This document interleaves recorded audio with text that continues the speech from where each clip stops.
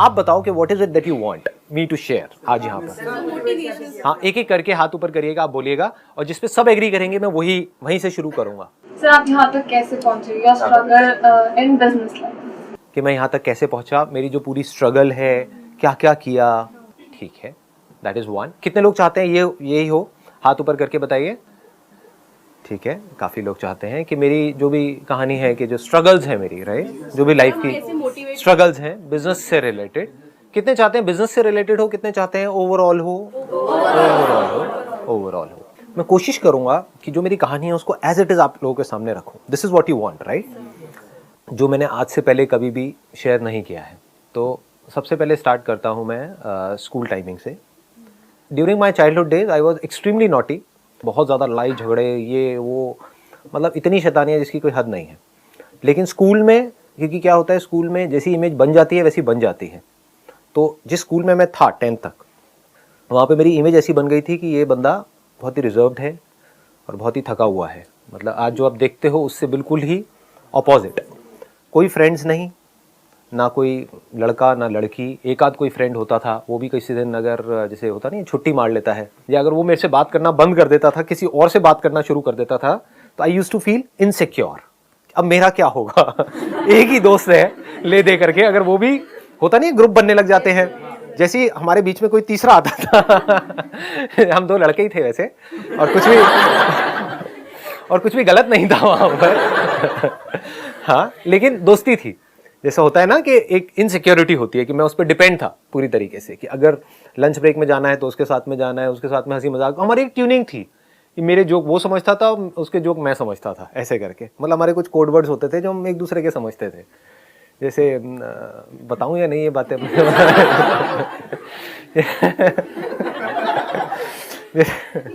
छोड़ो, ज्यादा हो जाएगा। हाँ तो अरे नहीं यार, वो छिछोरा शो करोगे। जैसे हमारा एक कोड वर्ड था वो देखेगा दोस्तों हंसेगा। जैसे कोई, मतलब जैसे कोई लड़की हमको अच्छी लगती थी, बात तो होती नहीं थी ना उसकी ना मेरी, मतलब हम दोनों ही थके हुए से थे, बिल्कुल ही अलग अलग रहते थे साथ साथ में। तो ऐसी कोई निकलती थी तो चुपचाप मुंह नीचे कर लेते थे और एक दूसरे को बोलते थे, ओए नाग ओए। कोड था नाग बोलते थे, क्यों क्या पता नहीं। एनी हाउ, अगर कभी जैसे उसने बिना बताए छुट्टी कर ली तो मैं इतना इनसिक्योर हो जाता था कि अकेले जा करके छुप के, हमारे स्कूल में पीछे एक जगह होती थी, वहाँ पर जा करके बैठ के अकेले में लंच करता था। क्योंकि अगर सबके पास में आता था तो लोग बोलते थे यार क्यों चेप हो रहा है। जैसे सबके अपने अपने ग्रुप बने होते हैं ना, तो ऐसा लगता था मेरे को खुद को ही कि मैं ज़बरदस्ती क्यों चेप हो रहा हूँ उनके पास पे जा करके, या फिर वो लड़ाई झगड़ा करना शुरू कर देते थे, थोड़ा उल्टा बोलना शुरू कर देते थे। तो ऐसी मेरी पर्सनैलिटी थी 10th तक। मतलब आप आइडिया लगा सकते हो, राइट, कि हाइट ऑफ लोनलीनेस। और मैं अब सेशंस करता हूँ how to overcome loneliness. It's so ironical, right. इतना ज्यादा अकेला था, लेकिन लड़ाई झगड़े में नंबर 1 था। मतलब 10th तक खूब लड़ाई झगड़े हुए हैं। अकेला लड़ता था, सामने 5-10 लोग होते थे, वो मिल करके मुझे मारते थे। तो खूब पिटा हूं, पिटा भी है, पिटा ज्यादा हूं। तो 11th में जो टर्निंग पॉइंट की आपने बात करी कि भाई टर्निंग पॉइंट क्या था, तो 11th standard was the biggest turning point of my life. क्योंकि 10th में मुझे समझ आ गया था कि इस स्कूल में अगर मैं रहा तो मेरा कुछ होने वाला नहीं है। तो मैंने डिसीजन लिया स्कूल चेंज करने का। एक बड़ा मजेदार सा किस्सा है यहाँ पर, जो मुझे बाद में पता लगा था, उस टाइम नहीं पता लगा था। जब मैं एडमिशन के लिए गया था रिसेप्शन पे उस स्कूल में, तो अभी जो मेरी वाइफ है उसने मुझे देखा था और उसने मन ही मन सोचा था कि अगर ये आ गया हमारे स्कूल में तो मजा आ जाएगा। लेकिन ये बात मुझे पता नहीं थी। अगर पता होती तो मुझे इतनी स्ट्रगल नहीं करनी पड़ती 1-1.5 साल तक। तो ये मुझे बहुत बाद में पता लगी। तो वो हमारा पहला कांटेक्ट था, मतलब जब उसने मुझे देखा था, मैंने उसे नहीं देखा था। फिर जब मैं स्कूल में गया और मेरा पहला दिन था, तब जब मैंने भी उसे देखा तो मेरे भी अंदर से कुछ ऐसी ही फीलिंग हुई, काश के व्हाटएवर। लेकिन फिर मैंने कहा नहीं, मेरी औकात से बहुत ऊपर है तो क्योंकि मेरी जो सेल्फ एस्टीम थी वो बहुत ही लो थी। मतलब मैं खुद को इतना गया गुजरा समझता था, इतना बेवकूफ़ समझता था जिसकी कोई हद नहीं है। कि मेरी जो पॉजिटिव क्वालिटीज भी थी कुछ ना कुछ, सब में पॉजिटिव नेगेटिव होता है ना, वो भी मुझे नेगेटिव लगती थी। कि मेरे बाल अभी तो थोड़े ब्लैक से दिख रहे हैं आपको, उस टाइम पे काफ़ी ब्राउन होते थे और बड़े से ऐसे फ्लिक निकलता था ये करके, ये ऐसे ऐसे वो बड़े बड़े बाल चलते थे व्हाटएवर। तो वो भी मुझे बड़ा अजीब सा लगता था। मैं जेन्युइनली अंदर से सोचता था, जैसे स्कूल की लाइन होती थी ना वहाँ पहले वाले स्कूल में, 10th तक कि भाई मेरे बाल ब्राउन क्यों हैं, शायद इसीलिए मेरे से कोई बात नहीं करता है, कि सबके ब्लैक है मेरे ब्राउन है, मैं इतना फेयर क्यों हूँ, मैं बहुत ज़्यादा फेयर था, अभी भी हूँ, लेकिन आप लगा सकते हो आइडिया कि पहले तो और भी ज़्यादा था, तो कितना ज़्यादा होऊंगा। तो मैं सोचता तो मैं इतना फेयर क्यों हूँ, काला क्यों नहीं हूँ। तो मैं बड़ी कोशिश करता था काला होने की, लेकिन हो नहीं पाता था, पता नहीं क्या डिफेक्ट था स्किन के अंदर या वट। तो आप समझ रहे हो ना मैं क्या कह रहा हूँ, कि मेरी जो पॉजिटिव क्वालिटीज भी थी वो भी मुझे नेगेटिव लगती थी, इतनी सेल्फ एस्टीम मेरी लो थी। तो मेरे माइंड में यही आया, मैंने कहा यहाँ तो कुछ होने वाला है नहीं। But somehow or the other we became friends. 11th में 5-6 महीने तक हम फ्रेंड्स रहे थे। उसको भी मेरे ऊपर इतना ट्रस्ट था कि मैंने उसको बोला कि हाँ भाई चल बंक मारे कल स्कूल से, तो उसने कह दिया हाँ ठीक है बंक मारते हैं। तो पहली बार क्या हुआ था कि बंक मारने के लिए मुझे लगा वो नहीं आएगी, बट वो आ गई बंक मार के स्कूल से, मैं स्कूल पहुंच गया। उस गली का नाम आज भी हमने रखा हुआ है 7 से 7:30 वाली गली। सुबह 7 से 7:30 बजे तक वो वहां पर अकेली बेचारी भटकती रही, फिर वो अपने घर चली गई। तो मतलब इतना अजीब सा एक सिचुएशन हुआ था, क्योंकि मेरे को विश्वास नहीं था, वी वर जस्ट फ्रेंड्स, तो मुझे नहीं लग रहा था कि वो आ जाएगी। लेकिन जब मुझे पता लगा तो मैंने कहा भैया ये तो मजे आ गए और क्या चाहिए। हाँ, फिर हमने इकट्ठे स्कूल से बंक मारने शुरू करे थे। अब ये मैं बता तो रहा हूँ आप लोगों को, लेकिन ये अब वैसे स्कूल से तो आप लोग निकल चुके हो। हाँ, तो जो स्कूल में है उन बच्चों को मैं कहना चाहूँगा ऐसा कुछ मत करिए प्लीज़। हाँ, तो मेरा 11th तो ऐसे ही निकला। 12th स्टैंडर्ड में क्या हुआ कि मेरे अंदर से एक पढ़ने का मेरे अंदर एक कीड़ा आ गया। मैंने बताया भी था अपने एक सेशन में, पावर ऑफ फोकस वाले सेशन में, क्या हुआ था। अपने फ्रेंड के साथ में सिगरेट विगरेट बहुत पीता था, तो सुट्टा मार रहा था और ये वो बातें हुई और ऐसे करके, तो अंदर से आ गया कि नहीं यार मेरे को पढ़ना है। तो उस टाइम पे फिर 12th में मैंने पूरा अपना फोकस डाल दिया पढ़ाई के ऊपर, और उसकी वजह से मेरा और इसका रिलेशन थोड़ा थोड़ा ख़राब होने लग गया। क्योंकि ये कहती कि अच्छा पढ़ाई ठीक है पढ़ लो, लेकिन ये थोड़ी कि मुझे बिल्कुल ही तुमने छोड़ दिया। तो मेरा ये था कि नहीं मुझे पढ़ना है पढ़ना है पढ़ना है। वहाँ पर भी कुछ बड़ा मज़ेदार हुआ कि ये इतना नहीं पढ़ती थी, ये अपना चिल्ड आउट रहती थी अपना लाइफ में, ठीक है। मेरे को भी कहती थी कि नहीं तुम आराम से लो ना, इतना सीरियस क्यों हो रहे हो। और मैंने बहुत सीरियस होकर के डेली पता नहीं कितने कितने घंटे पढ़ाई करी, और 12th में मेरे आए 85%, और हमारे स्कूल में टॉप किया इसने।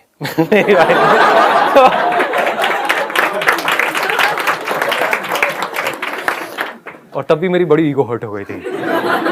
ये बड़ा अजीब सा कैरेक्टर था उस टाइम पे। मैंने कहा ये क्या हुआ है, मैंने तूने बताया भी नहीं कि तू इतना पढ़ रही है।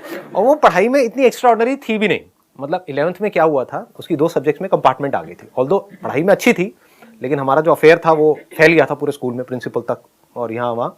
तो उन्होंने दिमाग लगाया, उनकी ये स्ट्रैटेजी थी हमारे स्कूल वालों की उधर की, कि जब भी ऐसा कुछ हो तो एक को बाहर कर दो स्कूल से, समझ गए। तो मेरे को बाहर करने की उनमें हिम्मत नहीं थी, क्योंकि मैंने एक बहुत बड़ा कांड किया था 11th स्टैंडर्ड में, तो वो पूरे स्कूल में सबको पता था। Do you want to know कि क्या कांड किया था? That was also turning point of my life, तो बता देता हूँ। उसमें क्या हुआ था कि मैं जिस स्कूल से आया था वहाँ पर इतने बड़े बच्चों को मारते नहीं थे, मतलब कि 10th 11th में नहीं मारते थे। हाँ, बचपन में तो बहुत मार खाई है, 4th 5th 6th में तो बहुत पिटाई होती थी, लेकिन 10th 11th 12th में मैंने वहाँ पर नहीं देखा था उस स्कूल में किसी को मारते हुए। लेकिन यहाँ पर नॉर्मल था कि आप 11th में हो 12th में हो, पिटाई होगी तो होगी, रोज होनी ही होनी है पिटाई। मतलब ऐसा स्कूल था ये, इतनी ज़्यादा यहाँ पे दहशत फैलाई हुई थी कुछ लोगों ने। उसमें से एक पीटी सर थे जो ये टिपिकल जो होते हैं। हाँ, तो अब क्या हुआ कि मेरे को आदत थी नहीं मार खाने की, क्योंकि बाहर भी मैंने बताया कि मेरे लड़ाई झगड़े बड़ी जल्दी हो जाते थे, ज़रा सा भी कुछ होता था तो मार पिटाई ये वो शुरू हो जाता था 1 मिनट के अंदर अंदर। तो यहाँ पे क्या हुआ, इनको पता नहीं था, इनको सर को, तो इनके भी अंदर कहीं ना कहीं आया हुआ कि यार लड़का नया आया है, चलो इसको ठीक करते हैं, अपने सांचे में ढालते हैं। इनको पता नहीं था कि मैं ढलने वाले मुझसे नहीं हूँ। तो अब क्या हुआ कि इन्होंने लाइन में सबको खड़ा किया, उनके हाथ में एक डंडा रहता था, अच्छा लकड़ी का मोटा सा डंडा। तो वो एक एक करके सबको मारते हुए आ रहे, जैसे हाथ आगे करो ताड़, हाथ आगे करो ताड़। मेरे पास तक पहुंचे, I was the 4th number.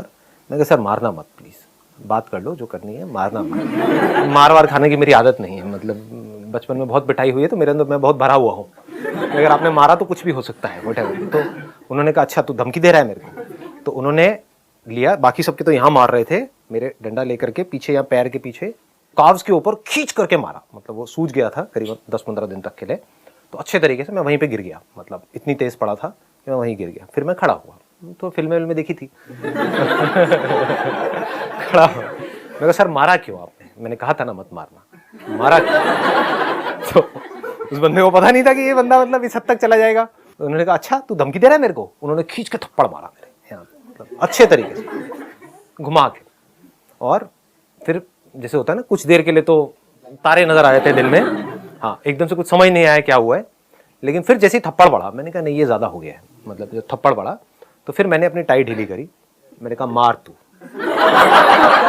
तू पे आ गया था। मैंने कहा ये तो ज़्यादा ही हो गया है, मतलब एक मारा दो मारा, मतलब ये क्या क्या बदतमीजी हो रही है। मैंने कहा मार आज कितना मारता है। टाई ढीली करी, शर्ट बाहर निकाली, शर्ट के ऐसे करके हल्के से बटन फाड़े, मार।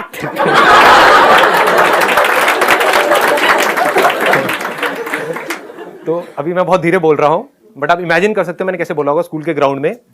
और भी जो स्टैंडर्ड के जैसे 12th के और थे लड़के लड़कियां, वो आ गए, एकदम से सारी भीड़ आ गई, मतलब सब लोग देख रहे हैं कि क्या हो रहा है। और बहुत तेज मैं बोल रहा था, मतलब बहुत ज़्यादा एक लाउड वॉइस में, मार तो कितना मारेगा। और फिर मैंने देखा, मैं भी यहाँ से कांप रहा था, क्योंकि हालत तो पिटाई के बाद में अपने आप ही बॉडी कांपने लग जाती है, ऊपर से गुस्से से बॉडी कांपने लग जाती है। सामने मैंने देखा तो सर भी कांपने लग गया। तो मेरा कॉन्फिडेंस और बढ़ गया, मार ना तो सोच क्या रहा है, देखता हूं आज कितना मार, निकाल अपनी पूरी भड़ास, ऐसे करके मतलब पूरा तगड़ा सीन क्रिएट हो गया। इतने में जो उसके जो सीनियर सर थे, पीटी सर 2 थे, वो आए मेरे पास में, कहते अरे संदीप रिलैक्स रिलैक्स रिलैक्स, पानी पियो। क्या पानी? और छोड़ा हो गया। लेकिन जब मैंने उनके साथ ऐसा किया तब मुझे अंदर से लगा बेटा तू तो गया, ये अब थोड़ा ज्यादा हो रहा है। मैं कहा सर देखो ना क्या क्या, अंदर थोड़ा सा संभाल लिया था क्योंकि अंदर से तो मेरी हालत टाइट हो गई थी। मैंने कहा बेटा ये बहुत बड़ा रायता फैला दिया तूने, अब तू गया। लेकिन हैविंग सेड दैट, कहीं ना कहीं ये कॉन्फिडेंस भी था कि नहीं यार जो उसने किया, बंदे ने मारा तो है ही, और मारना अलाउड नहीं है, ये उस टाइम पे वैसे कॉमन था, लेकिन फिर भी अंदर से था। तो सामने वाला बंदा भी डर गया। फिर थोड़ी देर में वो सर आए, उन्होंने मेरे को रिलैक्स किया, इधर से दोस्तों ने रिलैक्स किया, ये किया वो किया। फिर थोड़ी देर में वो सर आए जिनके साथ में ये सब कांड हुआ था, उन्होंने भी आके बोला सॉरी संदीप ये वो व्हाटएवर, ऐसी अपनी उनकी आवाज़ थी बड़ी फनी सी। सॉरी आज के बाद ऐसा कुछ नहीं। सर कोई नहीं सर, क्या हो गया सर, हो जाता है, आई अंडरस्टैंड, कोई बात नहीं सर। सर संदीप देख लो कुछ है तो नहीं ना तुम्हारे मन में, तो नहीं। मैं मेरे मन में क्या होगा सर, कोई नहीं, मेरा तो जो होना था सो हो गया। उसके बाद में जैसे जैसे ऊपर गया पूरे स्कूल में बात फैल गई थी। तो I became an overnight, what do you call it, as a hero और a super hero of that particular school. जहां भी जाता था अरे देखो वही है। और बात क्या हो गई, मैंने मारा नहीं था सर को, लेकिन सब कह रहे थे इसने सर को मारा है, सर को मारा है। बात फैल गई, जबकि मैंने मारा नहीं था, मेरी तो खुद की हालत टाइट थी। मैंने कहा यार ये क्या हो गया, एनी हाउ। तो लेकिन बात ऐसे फैल गई कि ये वही लड़का है जिसने सर को मारा, सर को मारा, इससे थोड़ा बच के रहना, व्हाटएवर, ऐसे करके। तो वैसा एक माहौल बन गया था। तो I think, I may be wrong, but I think इस वजह से मुझे 11th में पास कर दिया, क्योंकि लोगों को लगा कि ये तो भैया पागल है, ये पता नहीं क्या करेगा, कहीं स्कूल के बाहर जाकर के सर को, एक मैडम को ना पकड़ ले, व्हाटएवर। कहीं ना कहीं डरते तो वो भी है, राइट, उनके अंदर भी डर होता है। तो उन्होंने मुझे पास कर दिया, लेकिन मेरी उसको फेल कर दिया, मतलब उसकी 2 में कंपार्टमेंट आ गई। इसके बाद सीधा ही क्या हुआ कि 12th में टॉप किया किसने, अगेन मेरी वाइफ ने, और उसका नाम 10 साल तक वहाँ पे स्कूल के वहाँ पे लिखा रहा। तो एक तरह से देखा जाए तो स्कूल के ऊपर भी एक बहुत बड़ा एक क्वेश्चन मार्क है कि 11th में जिसकी कंपार्टमेंट आई थी वो she was the topper of that particular school in that particular year. तो ये थी 12th तक की कहानी। अब 12th में क्या हुआ कि 9th-10th में ही मेरे घर की हालत ख़राब होनी शुरू हो गई थी फाइनेंशियल लेवल पे, और 11th-12th में तो बहुत ही ज़्यादा ख़राब थी। तो 12th में कहीं ना कहीं मेरे ऊपर एक प्रेशर भी था कि मेरे को जल्दी से जल्दी कुछ करना है, as far as making money is concerned. पैसा भी कमाना है और जल्दी से अपने आप को कुछ करना है, मतलब ये नहीं पता था क्या करना है क्या नहीं। तो 12th में जो मैंने पहला काम किया वो था कि 12th से निकलते ही मैंने एक हेल्पलाइन खोली थी। अब ये आप लोगों को पता नहीं होगा किसी को भी, क्योंकि मैंने इस सब के बारे में बात नहीं करी, और मैं कोशिश करूँगा वही पॉइंट्स यहाँ पर टच करने की जो किसी को पता नहीं है अभी, जो मैंने किया नहीं।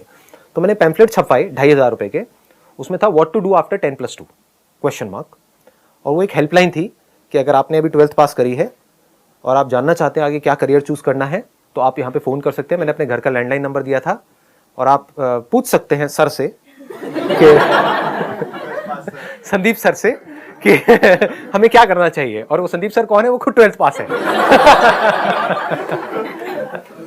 तो मैंने क्या किया था, इस तरह की जो और हेल्पलाइंस थी या जो और करियर काउंसलर्स थे वहाँ पर गया, क्योंकि जुगाड़ू तो मैं शुरू से ही रहा हूँ।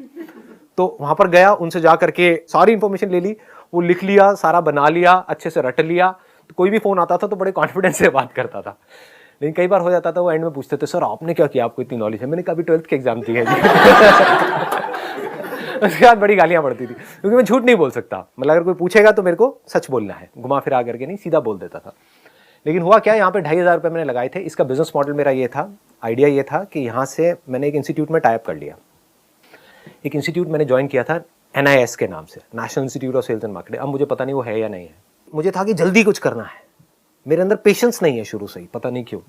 मतलब जैसे लोगों में होता है ना, बड़ा पेशेंस होता है कि मैं पहले 3-4 साल तक ये पढ़ूंगा, फिर मैं ये करूंगा, फिर मैं ये, मेरा होता है कि नहीं अभी करना है।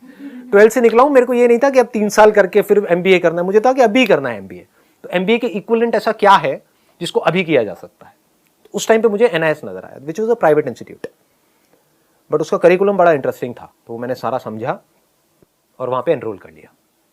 तो वहां पे जब मैंने एनरोल किया तो वैसे ही उन्होंने मेरे को आइडिया दिया कि अगर आप किसी को रेफर करते हो तो आपको 20% मिलेगा। तो वहां से हेल्पलाइन वाला आइडिया आया, बहुत सारे फोन आए, बहुत लोगों से बात करी, उसमें से फाइनली एक बंदे ने ज्वाइन कर लिया था। तो वहां से मुझे 4,500 रुपये मिले थे, क्योंकि उसने 6 महीने का ज्वाइन किया था। तो 2,500 लगाए और 4,500 रुपये कमाए। किसने? 18 साल के लड़के ने, जिसने अभी 12th के एग्जाम्स दिए थे। तो ये था मेरा पहला एक्सपीरियंस। अब इसको क्या होता है, हम लाइफ में क्या करते हैं, हमेशा इमीडिएटली देखते हैं चीज़ों को कि इसका मुझे क्या फायदा है, क्या नुकसान है। तो आप क्या कहोगे, अच्छा इसमें इसका मतलब 2,500 लगाए और 4,500 रुपये आए, मतलब 2,000 रुपये कमाए। 2,000 नहीं कमाए, यहां से मैंने एक एक्सपीरियंस कमाया।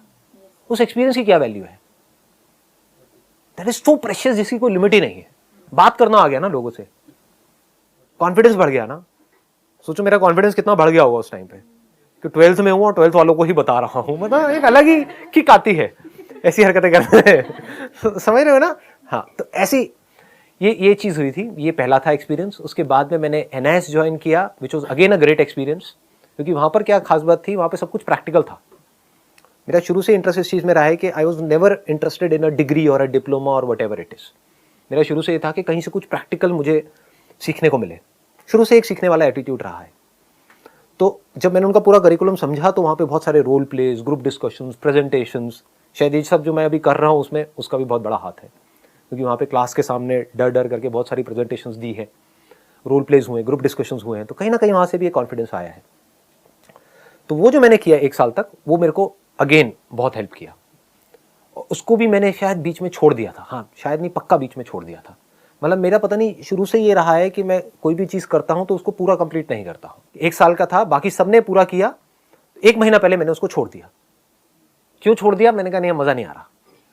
जबकि बाकी सबका एटीट्यूड क्या था, क्योंकि वो सब कर रहे थे डिप्लोमा के लिए कि चलिए यार कंप्लीट करते हैं, कभी फ्यूचर में जॉब करनी पड़ी तो काम आएगा। मेरा ऐसा माइंडसेट था ही नहीं। मैंने कहा मेरे को सीखना था, जो सीख लिया, अब आगे आने वाले 1 महीने में कुछ नहीं है, तो 11 महीने में छोड़ दिया। ऐसे ही I was in Kirori Mal college, क्योंकि वहाँ पर बहुत ज़्यादा अटेंडेंस का पंगा नहीं था। 2 साल किया अच्छे से, मार्क्स भी ठीक ठाक आए थे। पहले साल में it was around I think 65% something, second year में इट वॉज अगेन अराउंड 60-62%। वही जैसे एग्जाम आ रहे होते तो उसके 1 महीने पहले वो सारी उठा ली, वो कुंजी होती है, क्या क्या बोलते हैं, हाँ 10 ईयर्स। तो वो 10 ईयर्स उठा लिए, वो सब किया और जाके लिख के आ गए, अच्छे खासे मार्क्स आ गए। लेकिन 3rd ईयर में उसको भी छोड़ दिया। पता नहीं क्यों छोड़ दिया। तो मैं आपको ये नहीं कह रहा कि आपको भी यही करना चाहिए, बट स्वभाव मेरे अंदर से आता था कि नहीं यार, अब इसमें कुछ पड़ा नहीं है, कि इसमें अब कुछ नजर नहीं आ रहा है, तो I used to just leave it. इसके अलावा मैं एक बार जॉब के लिए, मैं बस एक ही बार इंटरव्यू के लिए गया था अपने एक दोस्त के साथ में, वो भी मजे में। वो जा रहा था तो मैंने कहा चल यार मैं भी चलता हूँ। एक दिल्ली गुड़गांव रोड के ऊपर एक रेडिसन होटल है, वहाँ पर उस टाइम पे कुछ कॉल सेंटर्स के लिए इंटरव्यूज चल रहे थे। उस टाइम पे नया ये BPO कॉल सेंटर्स ये नया शुरू हुआ था, अराउंड 20-21 ईयर्स बैक। तो मैं गया, वहाँ पे 5-6 राउंड थे और मैं शायद 3रे राउंड तक पहुँचा था, फिर बाहर हो गया, वट एवर। तो आई एम सो ग्लैड कि नहीं हुआ मेरा, नहीं तो पता नहीं मैं क्या कर रहा होता।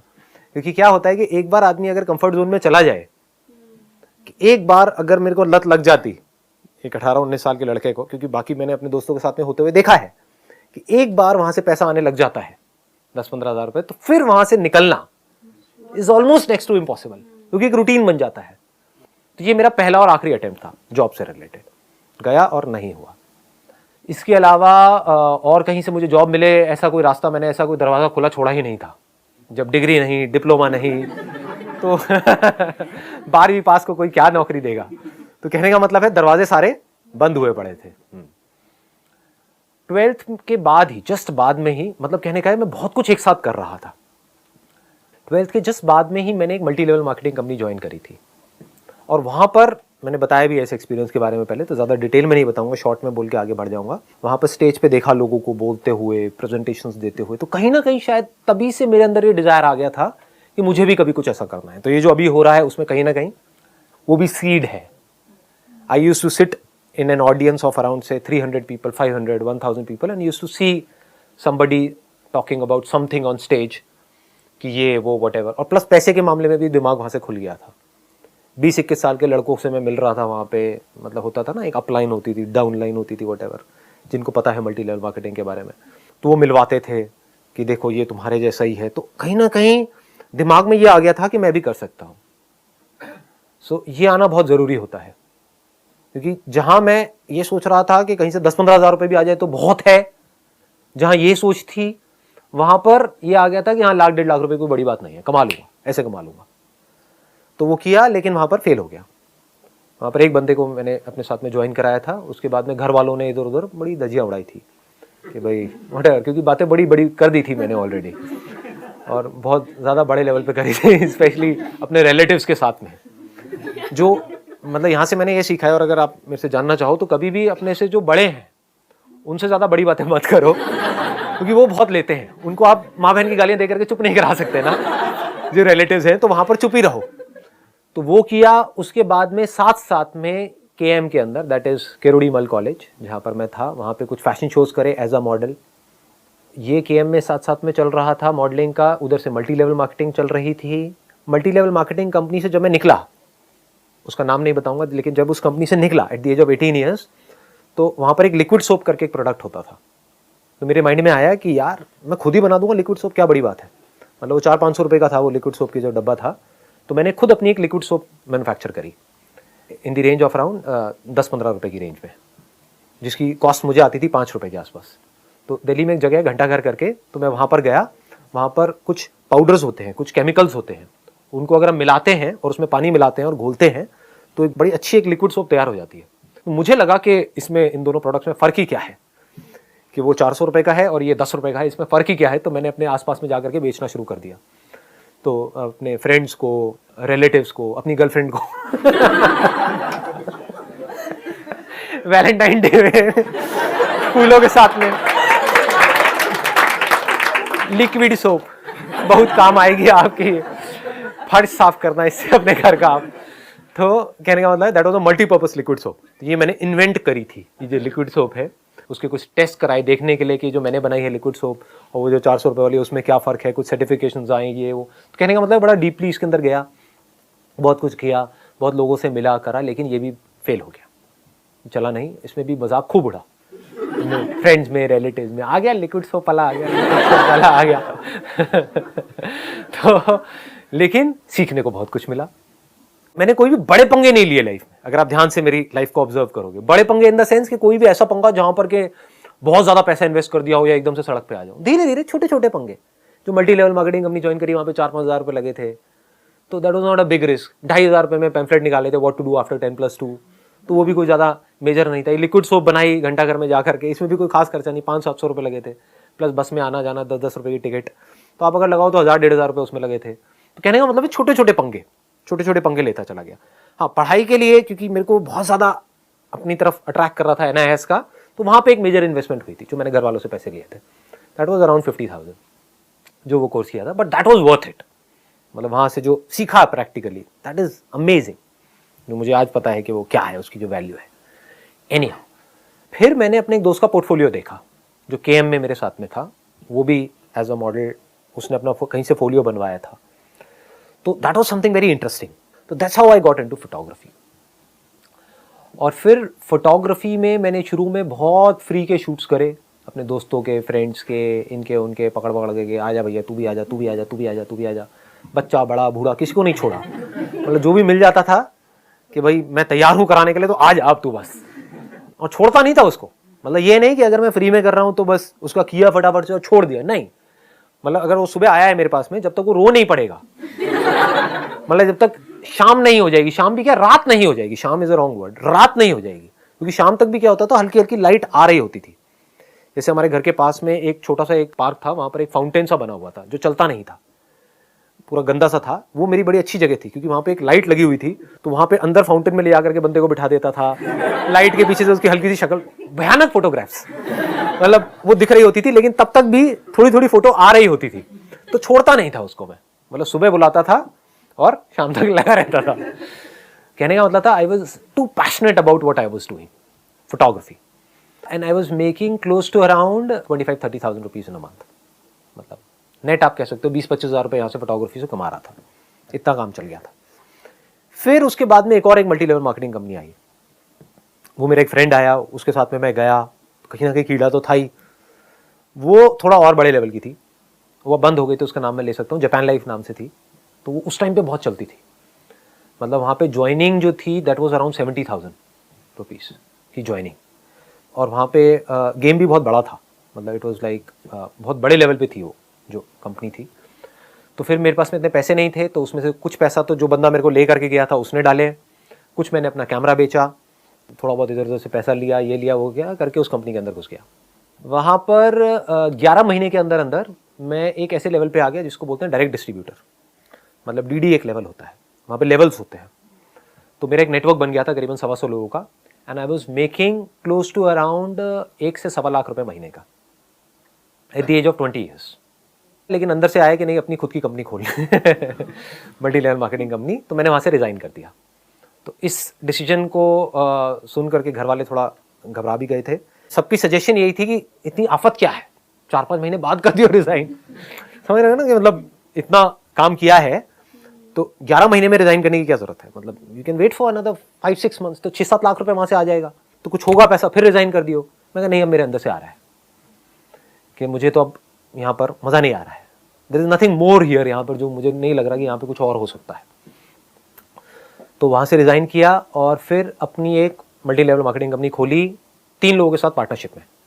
सेल वाइज देखा जाए तो बहुत सक्सेसफुल हुई वो कंपनी, लेकिन जब वो कंपनी बंद हुई तो मेरे हाथ में 1 रुपये भी नहीं आया, जो लगाया था वो भी गया, because of some differences in the partnership which I don't want to disclose here.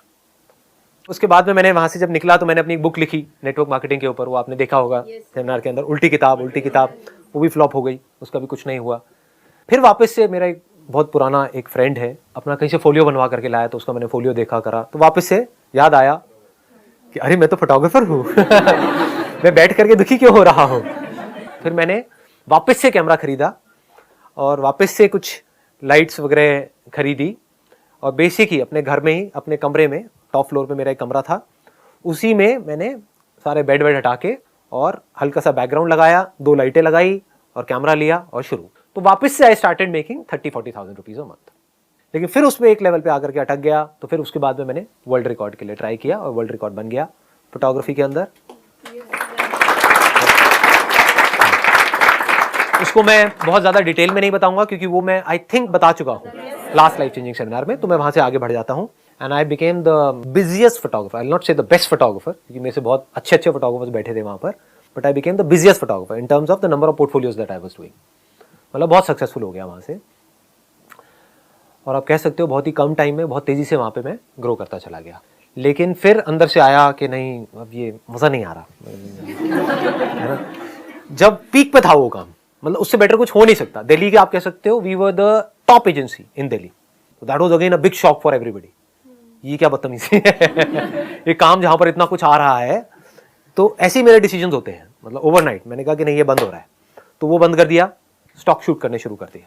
Images बाजार के ऊपर काम शुरू हो गया था in the year 2005। This was again a turning point of my life, क्योंकि अगर ये नहीं करता तो आज भी मैं फोलियो शूट कर रहा होता, जहाँ पे पैसा तो बहुत आ रहा होता लेकिन अंदर से सेटिस्फैक्शन जीरो होती लाइफ में। तो वहीं पे मैंने कॉल ले लिया कि आज के बाद हम मॉडल से 1 रुपये भी नहीं लेंगे, कोई पोर्टफोलियो नहीं होंगे हमारे यहाँ पे, कोई पैसा नहीं लेंगे, कुछ नहीं, स्टॉक शूट करेंगे। वो आइडिया कैसे आया था क्या था वो मैं पहले अपने सेशंस में बता चुका हूँ। फिर उसके ऊपर 2005 में काम शुरू हुआ, 2006 में लॉन्च हुई जो वेबसाइट है हमारी, and it was a big disaster. वो बुरी तरह से फेल हो गई, वहाँ पे कुछ नहीं हो रहा था कुछ महीनों तक, 6-7 महीने तक। क्यों? क्योंकि आईटी की मेरे को नॉलेज नहीं थी। फिर उसके बाद में मैंने खुद डीपली समझा सारा कि भाई ये क्या होता है, कैसे डेटाबेस डिज़ाइन होता है, कैसे क्वेरीज बनती हैं, क्या लैग्स हैं, क्या बग्स हैं, क्या है सॉफ्टवेयर में हार्डवेयर में, ये वो सारा समझा। साइट को पूरी तरह से रिवैम्प किया, साइट ठीक हुई, and then there was no looking back. वहाँ से फिर इमेजेस बाजार आगे बढ़ता ही चला गया, and it became a huge success. We are the largest company in the world as far as Indian content is concern, Indian videos, Indian images. तो ये है अजीबोगरीब सी कहानी मेरी। चलिए जी, wish you all the very best, thank you so much.